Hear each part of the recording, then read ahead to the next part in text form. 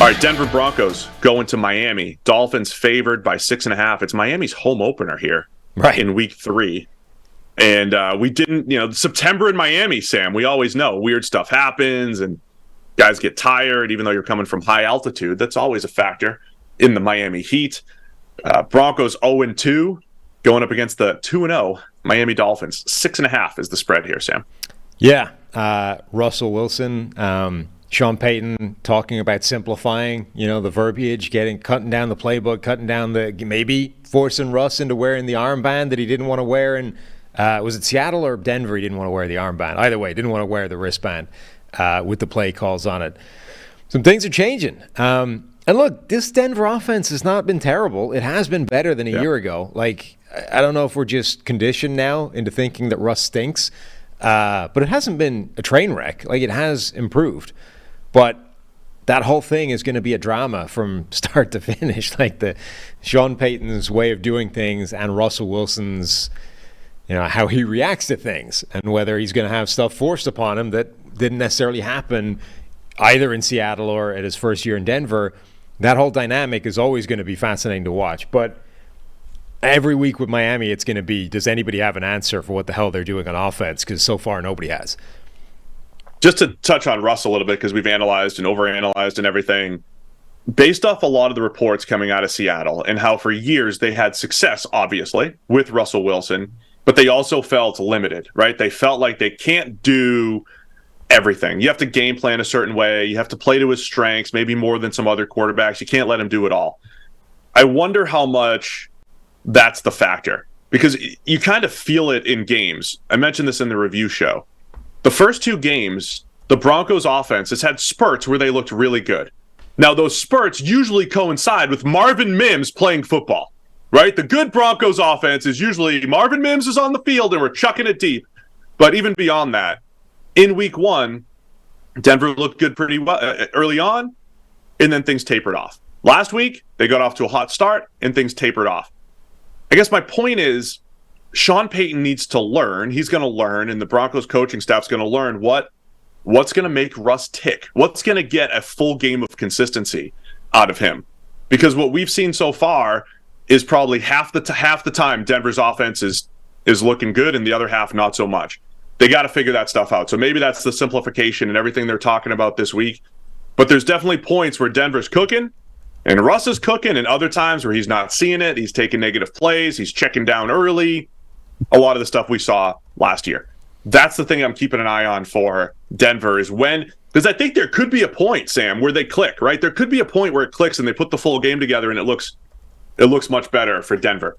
But I think they're going to have to be aggressive. They're going to have to be throwing the ball down the field and trying to keep up with this Miami offense that has been just so good. Everything's quick, everything's fast, and Tua is running the show extremely well right now. All the offensive line issues we worried about with Miami, it's not there because Tua's getting rid of the ball. Right. They're blocking pretty well anyway.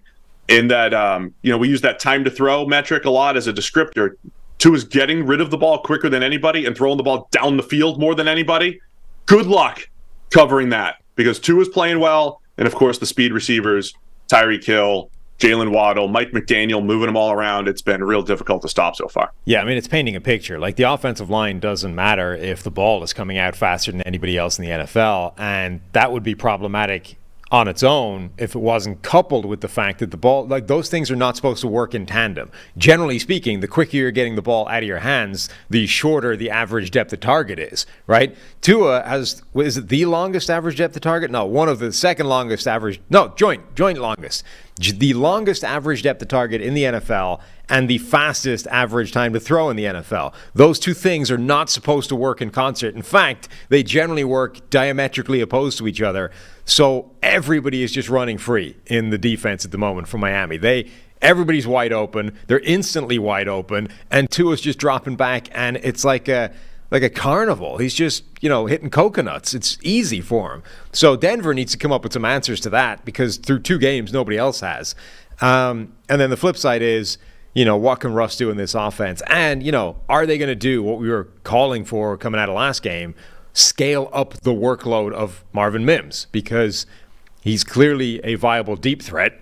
And more to the point, he's quite also clearly their third best receiver, minimum, so get him out there more. Tyreek Hill has an ankle injury. He's questionable. Jalen Phillips, maybe the best pass rusher on Miami, also is questionable with a back injury. Teron Armstead, the left tackle, limited participation, questionable as well. We'll see if he comes back for Miami. But Jalen Waddle as well.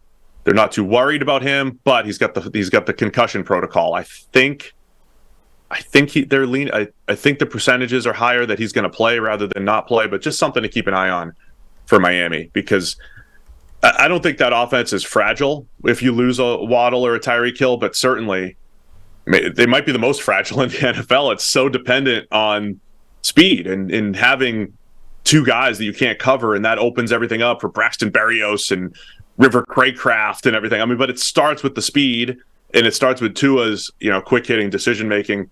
And oh, by the way, Raheem Mostert also in his 4.3 speed, forcing missed tackles now and creating big plays as well. Miami is so tough to stop, and they haven't played a home game yet. I think that's they're 2-0, winning two tough games on the road.